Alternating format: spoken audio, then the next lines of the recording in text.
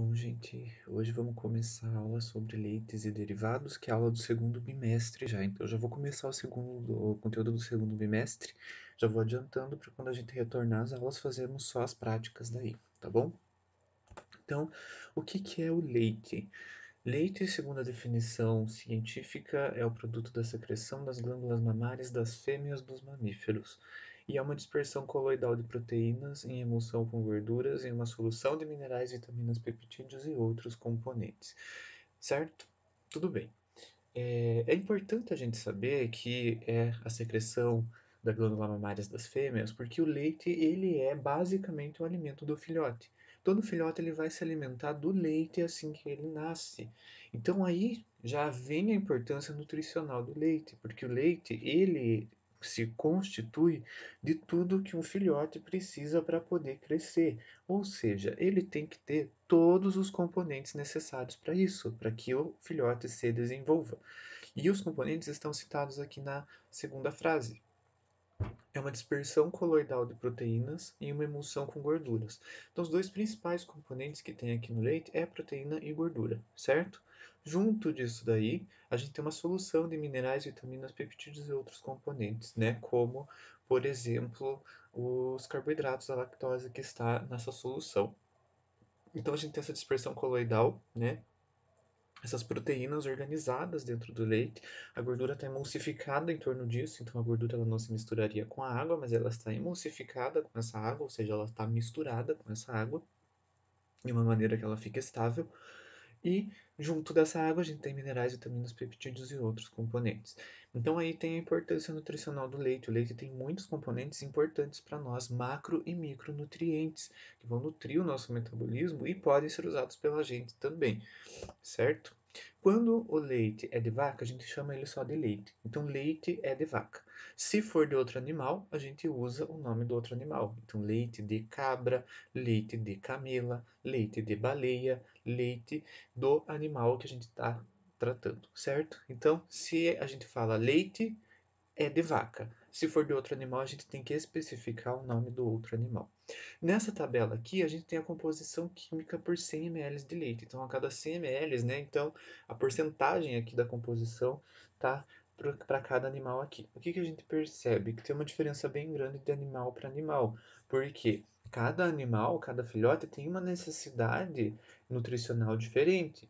Então, por exemplo, vamos ver aqui o da baleia. O leite de baleia, se for comparar com o de vaca tem 65,5 calorias. O de baleia tem 256, ou seja, o de baleia ele é muito mais calórico e tem muito mais gordura do que o de vaca. O de vaca tem 3,5 de gordura. O de baleia tem 22,24% de gordura. Ou seja, o leite de baleia, ele supre as necessidades do filhote da baleia. O leite da vaca supre as necessidades do filhote da vaca, assim como o leite humano, aqui a gente tem mulher, a gente tem que o leite humano, ele supre as necessidades do bebê, certo? Então, cada leite, cada animal vai ter a sua composição diferente. Aí a gente vê também quais são os nutrientes que estão disponíveis aí nessas composições diferentes. Muitas vezes, se a gente mudar o leite, a gente vai estar mudando o produto final lá, o queijo, o requeijão, o creme, a manteiga, é tudo diferente com propriedades nutricionais diferentes. Claro que a gente trabalha mais com o de vaca, porque é o mais comum, é o mais fácil de ser produzido, a vaca produz bastante leite, né? E a gente trabalha mais com leite de vaca e com os derivados do leite de vaca. O restante dos animais aqui a gente pode consumir, né? Alguns locais consomem leite de camela, por exemplo, nos Emirados Árabes, lá nessa região do Oriente Médio, eles consomem o leite de camela, certo? Leite de ovelha na Europa é muito consumido, o leite de cabra é bastante consumido no Nordeste do Brasil, mas em geral o leite de vaca sempre é o mais utilizado no mundo todo, ok? Se a gente está falando de leite de vaca, a composição do leite de vaca, ele tem essa quantidade. É claro que isso daqui varia. Varia de acordo com a raça do animal, com a espécie do animal. Então, uma vaca holandesa tem um leite diferente de uma vaca Jersey, que tem um leite diferente de uma vaca Nelore. Então, essas diferencinhas aí são devido ao próprio metabolismo do animal, certo? Algumas vacas, algumas, né, espécies de vaca e raça de vaca, elas produzem um leite com mais proteína, outro produzem com mais gordura, e daí isso daí vai mudando. Então a gente tem, em média, essa composição. Então tem de 3 a 4% de proteína, de 3 a 6% de lipídios e gorduras, de 3 a 6% de carboidratos, de 4 a 5% de minerais e de 0,7 a 0,75% de vitaminas. Características físicas desse leite. É um alimento líquido onde 86% dele é água, ou seja, a maior porcentagem do leite é água. O resto, né, o restante ali da composição, que são as proteínas, gorduras e carboidratos e vitaminas, certo? O leite tem coloração branca, né? A coloração branca do leite é devido aos fosfatos de cálcio, que presentes ali no leite, o cálcio presente no leite, dissolvido ali na solução, ele reflete a luz branca, ele reflete todo o comprimento de onda de luz branca e, consequentemente, a gente enxerga o leite branco. O leite, né, quando a gente faz queijo, por exemplo, ou manteiga, por que a manteiga então não é branca? Se o leite a gente enxerga ele esbranquiçado, mas a manteiga não é branca. A manteiga não é branca porque ela tem muitos carotenoides. O caroteno, que é, né, a vitamina A, ele é uma vitamina lipossolúvel e a manteiga nada mais é do que a parte da gordura do leite. Se a gente separa a gordura e a gente bate essa gordura, o creme de leite, ele se transforma em manteiga, né? Eu acho que eu já comentei isso com vocês nas aulas posteriores. Ou seja, a manteiga ela tem essa coloração amarelada porque ela tem muita vitamina A. E como consequência, a vitamina A ela tem essa característica de ter essa coloração amarela que dá a cor amarela para a manteiga e para o queijo. Por quê? Porque a gente tirou a água, a gente tirou, né, o que estava diluindo essa cor. Outro componente que dá coloração para os derivados do leite é a riboflavina, a vitamina B2, que dá a coloração esverdeada para o soro de leite. Então, o soro do leite, que é retirado quando se faz queijo, então quando a gente faz queijo, a gente concentra a gordura e a proteína e libera o soro. Essa liberação do soro tem a coloração esverdeada por causa da vitamina B2, certo? Então, essa coloração ela muda, né, de acordo com o tipo de componente que está dissolvido nessa solução de leite. Então, o cálcio dá coloração branca, a riboflavina dá coloração esverdeada e o carotenoide dá a coloração amarelada, certo? Então, cada leite, dependendo do que ele tem, vai ter colorações diferentes. Então, o leite de cabra, ele tem zero de carotenoides, por isso ele é bem branquinho. O de búfala também, certo? Dentre os nutrientes do leite, vamos falar um pouquinho aqui sobre os nutrientes que o leite tem. O primeiro deles sendo as proteínas. Então aqui a proteína a gente já sabe, já contei para vocês, nós já estamos estudando que elas são formadas por aminoácidos. Aqui no canto esquerdo a gente tem uma estrutura geral de um aminoácido. Então, o aminoácido ele é formado por um grupamento amino, um grupamento ácido, né?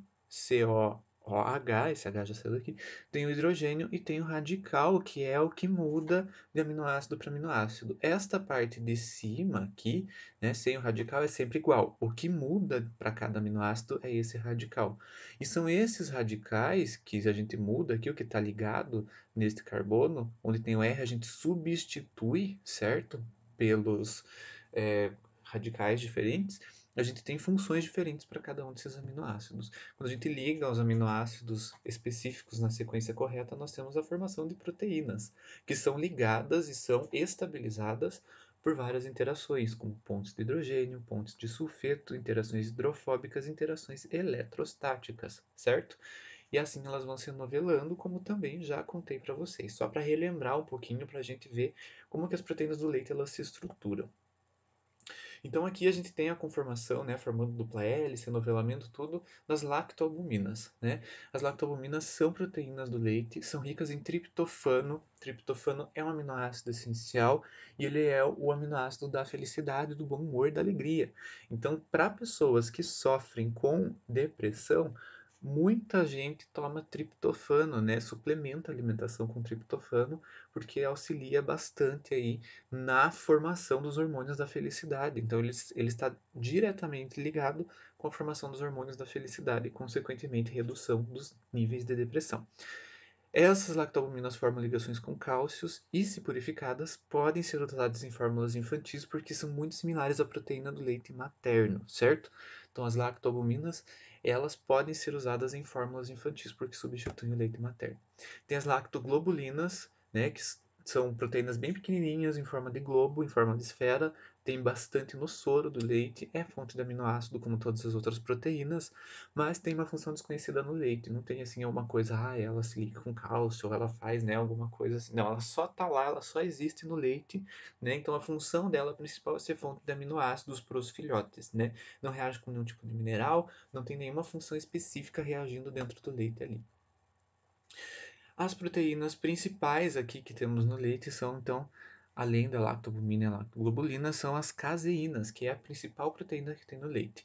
A caseína ela forma micelas, certo? Onde tem um centro hidrofóbico, que não se liga com a água, e tem uma porção externa aqui, hidrofílica, que se liga com a água. Então, isso daí forma como se fossem esferas lá dentro do leite, né? Que são protegem, né, a proteína. Então elas se conformam dentro do leite na forma de micela, certo? Então no leite a proteína está na forma de micelas de caseína com partes hidrofóbicas para dentro e hidrofílicas para fora.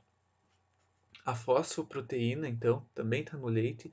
Lembra lá que a fosfoproteína é uma proteína que tem um fósforo, certo? Dentro da ligação dela.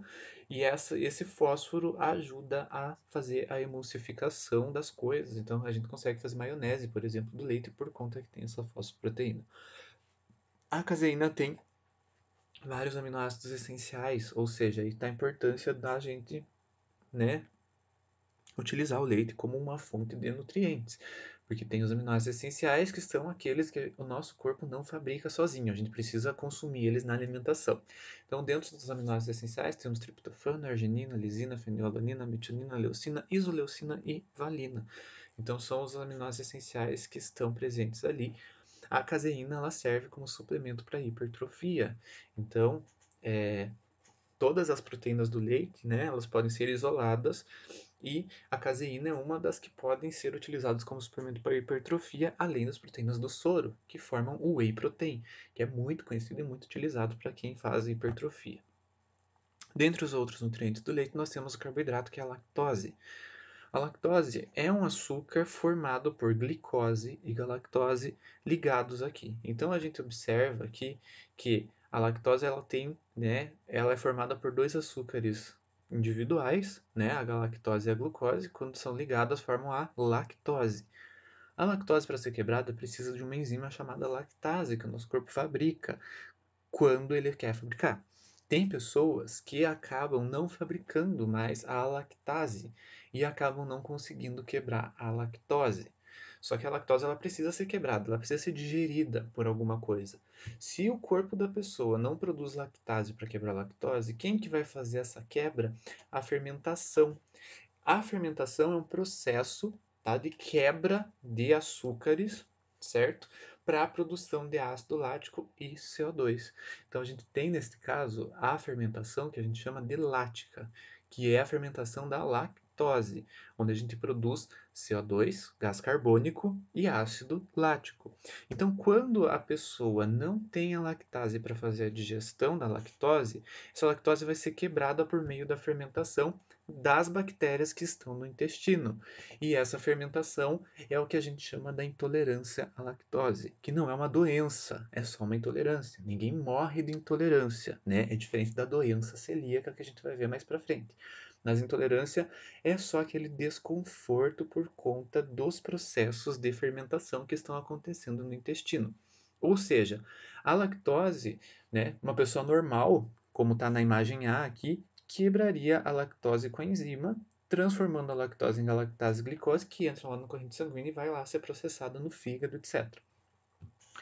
A figura B mostra uma pessoa que não tem a lactase, ou seja, não está fabricando essa enzima e não tomou a enzima separadamente. Ou seja, essa lactose ela vai sofrer vários processos dentro do intestino que causam o desconforto. A primeira coisa que acontece é a liberação de água pela mucosa do intestino. Então, o intestino ele joga água para tentar dissolver essa substância estranha que é a lactose. O intestino ele não reconhece a lactose como uma substância normal. É alguma coisa que precisa ser digerida, então vamos jogar água para tentar dissolver isso daí. Ótimo, jogou água. Já liquefaz as fezes muitas vezes. Tem vezes que não joga água, aí não liquefaz as fezes. Pode dar, então, prisão de ventre. Tem vários tipos de sintomas que a intolerância à lactose ela pode gerar. Ou é diarreia ou é prisão de ventre, uma das duas, tá? Então a lactose ela chegou ali no intestino, não foi quebrada pela enzima, e quem que vai fazer essa quebra? A fermentação pelas bactérias do intestino. A fermentação libera gás hidrogênio, gás carbônico e os ácidos lático e acético. E isso daí é o que causa o desconforto. A formação desses gases causa flatulência. As dores abdominais é por conta dos gases e por conta desses ácidos que são ácidos, ou seja, dá um desconforto intestinal ali e gera todos esses sintomas ruins que a intolerância traz. Para sanar isso, ou você não consome a lactose, ou você, junto com o consumo de lactose, consome a enzima que tem para vender em qualquer farmácia, certo? Então, é um problema nutricional, só que não é um problema nutricional tão grande, não é uma doença, certo? É só um desconforto, uma intolerância. Com relação aos lipídios, então, no leite nós temos gordura, né? Então são os triglicerídeos ali com ácidos graxos saturados e insaturados. Tem os dois principais, que são fosfolipídios, como já falei, que também são emulsificantes, o principal deles sendo a lecitina, e tem os colesteróis, né? O esterol, que é uma gordura que tem nos alimentos de origem animal. Os lipídios, eles são veículos, então, para as vitaminas lipossolúveis, A, D, E e K. Então, dentro das gorduras do leite, nós temos todas as vitaminas lipossolúveis, né? Tem vitamina A, D, a vitamina E e a vitamina K. E tem os carotenoides também, que dão a coloração para essa gordura. Ou seja, o leite, ele tem a coloração meio amarelada, a manteiga é amarela por conta dos carotenoides. A gente deve evitar o consumo excessivo de gorduras saturadas, porque já se sabe que o consumo excessivo pode ocasionar doenças, né, cardiovasculares. E a gente tem dentro do leite o ácido linoleico conjugado, que é um tipo de gordura presente no leite que faz muito bem e está relacionado aí com o emagrecimento e com a melhora da absorção intestinal. Então, eu vou deixar um artigo sobre isso no material extra sobre o ácido linoleico conjugado, caso vocês tenham curiosidade de ler um pouco mais sobre isso. É bem interessante, né, esses estudos que eles têm feito com essa gordura presente no leite. Dentro das vitaminas, nós temos as hidrossolúveis, a riboflavina é a principal, né? Além dos minerais como cálcio, magnésio, potássio e sódio, né? O leite é conhecido por ter uma grande quantidade de cálcio, né? O que auxilia bastante naqueles casos de osteoporose e tal. Sempre é indicado para pessoas idosas que sofrem da osteoporose consumirem leite com frequência por conta do cálcio, ok? Então, esses artigos todos aqui, então tem o ácido linoleico, que eu vou deixar lá, tem de peptídeos bioativos, né? Peptídeos são frações da proteína, e essas frações da proteína, elas, né, são bioativas, ou seja, elas têm influência no nosso organismo, o que é bem legal. E tem ali mais um artigo sobre a aplicação de soro de leite em alimentos funcionais. Então, por que que o soro de leite ele pode ser usado como um alimento funcional, que vai fazer o nosso organismo funcionar melhor, certo? Então, eu vou deixar todos esses artigos lá para vocês darem uma olhadinha. Ok? Vamos falar um pouquinho então sobre as reações que acontecem no leite, porque são essas reações que nós podemos utilizar dentro da gastronomia, né? Então, essa foi só uma introdução para a gente conhecer um pouquinho mais sobre o leite e vamos ver um pouquinho como a gente pode utilizar o leite na gastronomia. Então, depois da gente fazer a ordenha do leite, né? A gente ordenhar a vaca lá e tirar o leite está com o pH 6,6, próximo da neutralidade que seria o 7, ok? A partir daí, o leite ele entra em contato com o ar e ele tem micro-organismos próprios ali que vieram do teto da vaca. Então, todo leite ele tem essa flora microbiana própria e pode ser contaminado por micro-organismos do ar. A maior parte dos micro-organismos que estão no leite são lactobacilos acidófilos, que fazem justamente a fermentação lática, tá? E vão produzir ácido lático, por isso que elas são chamadas lactobacilos acidófilos. Esses lactobacilos, eles competem com os patógenos. Então, sempre quando a gente tem as bactérias crescendo nos alimentos, tem sempre essa competição. Tanto a competição dos bons com os ruins, dos ruins com os ruins, dos bons com os bons. Todos eles vão competir. O mais forte ganha. É uma guerra que tem dentro dos alimentos, certo? Então, a flora microbiana própria, os lactobacilos acidófilos, eles são bactérias boas que fazem a fermentação lática. E quando elas crescem, né, quando esses micro-organismos crescem, eles competem com esses patógenos e fazem o processo de fermentação para produzir ácido lático. Aí os patógenos não se desenvolvem os lactobacilos acidófilos. O leite por si só possui um sistema tampão que não deixa esse pH variar, porém, quando os lactobacilos acidófilos eles fazem muita fermentação e produzem muito ácido, quanto mais ácido, menor o pH. Então, esse ácido ele vai se acumulando e o pH vai diminuindo, até que chega uma hora que o leite não aguenta mais segurar esse pH na solução tampão. E a gente atinge o pH isoelétrico da caseína, que é 4,8. Se eu baixo do pH 6,6, vou produzindo ácido suficiente. Então, de 6,6 foi para 6,5, 6,4, 6,3, 6, 5,4, 5,2, 5 e cheguei em 4,8. A hora que chega em 4,8, acontece uma reação no leite, que é a reação de coagulação, certo? Essa reação de coagulação forma o que a gente chama de coalhada. Se crescem os lactobacilos acidófilos, que a gente não sabe muito bem o que está crescendo ali. Só sei que cresceram lactobacilos que produziram ácido lático, certo? Essa formação da coalhada acontece quando a formação de ácido é muito intensa e o leite ele talha ou azeda, muitas vezes, né? A gente chama de azedo. O leite, quando ele estraga, a gente não sabe muito bem o que está crescendo ali. A mesma coisa acontece quando a gente vai fazer iogurte, que é o crescimento de diferentes bactérias ali, Streptococcus thermophilus e Lactobacillus acidófilos também, que vão crescendo no leite até atingir o pH 4,8. Então, qual que é a diferença da coalhada para o iogurte? A coalhada, ela é o crescimento de qualquer micro-organismo. O iogurte é os que eu sei e quero que cresçam para produzir o sabor do iogurte. É a mesma situação, os dois processos acontecem da mesma forma, tá? Um é bactérias que eu não sei, outro são bactérias que eu coloquei. Mas o processo é o mesmo, sempre chegando no pH 4,8 para mudar a textura do leite. O leite ele pode ser conservado de diferentes formas. A gente pode pasteurizar, a gente pode fazer esterilização no HT e pode conservar ele em pó. Vou falar um pouquinho mais sobre isso no Zoom. A gente tem vários tipos de leite, o integral, que é 3% de gordura, o semidesnatado, que é 1,5% de gordura, e o desnatado, que é 0,5% de gordura. E aí eu pergunto para vocês, né? A indústria ela faz esses leites de acordo com a legislação exige que seja assim, que seja exatamente essa quantidade de gordura. Então eu já contei para vocês que eles tiram toda a gordura e colocam de volta. Só que aí eu pergunto, o leite desnatado tem menor quantidade de vitaminas que o integral? O que vocês acham? Será que o leite desnatado tem menos vitaminas? Quero que você responda essa pergunta para mim lá no fórum. Leite enriquecido são leites que são adicionados de vitaminas e minerais e ômega 3 e tudo que tem direito. Um exemplo é o leite ninho, né? Ele vem com várias vitaminas adicionadas, vários minerais, além de ômega 3. Esses são os leites enriquecidos. Aí a gente chega nos leites fermentados, como eu já falei. O iogurte é Lactobacillus bulgaricus, Streptococcus thermophilus e tem o kefir, que é uma fermentação com diferentes tipos de bactéria. Vamos comentar um pouquinho mais sobre isso no Zoom, na nossa aula ali remota, certo? Então, quero que vocês, se quiserem já ir pesquisando, olhando para ver o que tem de diferente nesses leites, a gente vai comentar um pouquinho mais sobre eles, tá? Além disso, tem leites fermentados, como os Activias e tal, com funções probióticas, e leite hidrolisado, que é o sem lactose, certo? Que modificações que o nosso leite pode sofrer? Ele pode sofrer modificações pelo calor, né? Então, como eu já contei para vocês, quando o leite ele ferve, ele passa por cima. Quem nunca deixou o leite passar por cima no fogão? Por quê?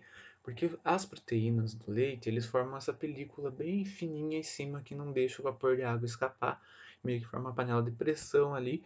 Quando ferve, passa por cima, porque daí sai tudo de uma vez, todo aquele vapor que estava aprisionado ali embaixo dessa película, certo? A gente pode evitar fazendo esse aquecimento do leite em banho-maria ou tem alguns outros equipamentos aí que permitem ferver o leite sem que ele passe por cima. Além disso, o aquecimento de 60 a 65 graus no leite muda o sabor do leite, né? Fica com gosto de leite cozido, porque ele vai cozinhar. Por quê? Porque a gente perde gases aqui, né? Que mudam o sabor, então a perda de hidrogênio e oxigênio muda o sabor. A lactose pode caramelizar nesse processo, né? O que deixa aquele sabor caramelizado da lactose apesar dela não ser muito doce, pode sofrer esse processo. E a gente destrói lipases, que são enzimas ali de quebra de gordura, o que pode gerar um residual amargo nesse leite. Então essas são as modificações de sabor que acontecem quando a gente ferve o leite. Acima de 65, né, a gente tem a precipitação de algumas proteínas, as hidrossolúveis a gente acaba perdendo pelo aquecimento elevado e, né, tem o processo então de fervura que passa por cima. Tem um negócio no livro que eu peguei para fazer essa aula que untar os bordos da leiteira com manteiga evita de formar essa película e do leite passar por cima, que eu acho um absurdo. Imagine você passar manteiga na leiteira, ridículo, né? Mas mexer o leite durante a fervura e ficar de olho são boas soluções para evitar o leite de passar por cima, certo? Gente, então, essas outras modificações por ácido, vamos falar dos iogurtes e de queijos, eu vou falar no Zoom daí, para essa aula que não ficar muito longa, que a gente já está com 25 minutos de aula, então para a aula não ficar muito longa, eu vou passar essa parte de modificações por ácidos, tipos de coagulação, eu falo com vocês e converso com vocês pelo Zoom, ok? Então nos vemos lá, espero todo mundo lá, certo? E vamos conversar um pouquinho ali.